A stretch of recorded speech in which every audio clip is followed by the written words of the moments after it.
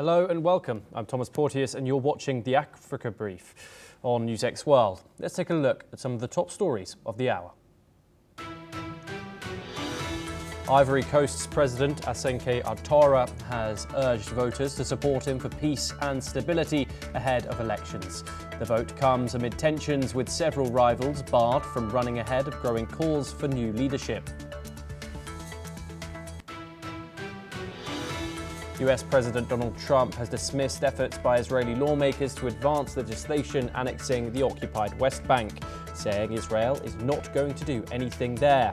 The bill, which would apply Israeli law to the territory claimed by Palestinians for a future state, won initial approval in the Knesset on Wednesday.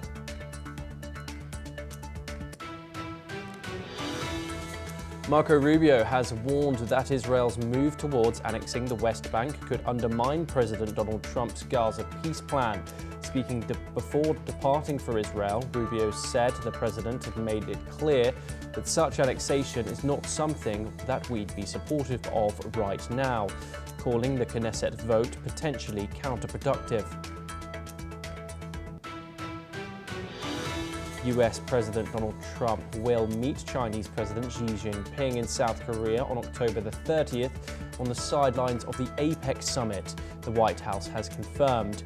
It will be the first face-to-face between the two leaders since Trump's return to office as trade tensions rise over Washington's threat of 100% tariffs and Beijing's restrictions on rare earth exports.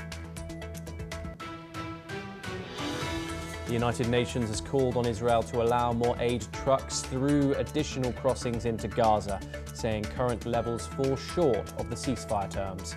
Palestinians continue to face severe shortages of food and clean water, with many unable to return home amid an ongoing Israeli military presence. Lebanon's health ministry says 4 people were killed in Israeli airstrikes in the country's east and south. The IDF confirmed hitting targets linked to Hezbollah, saying the group had used the areas to plan attacks against Israel. Argentine President Javier Milei urged supporters at a Rosario rally ahead of Sunday's midterms. Milei seeks to sustain his austerity policies, economic reforms and labour and tax plans amid pressure from the US and slipping approval ratings. US President Donald Trump has announced an immediate end to all trade negotiations with Canada, accusing Ottawa of egregious behaviour over a political ad featuring Ronald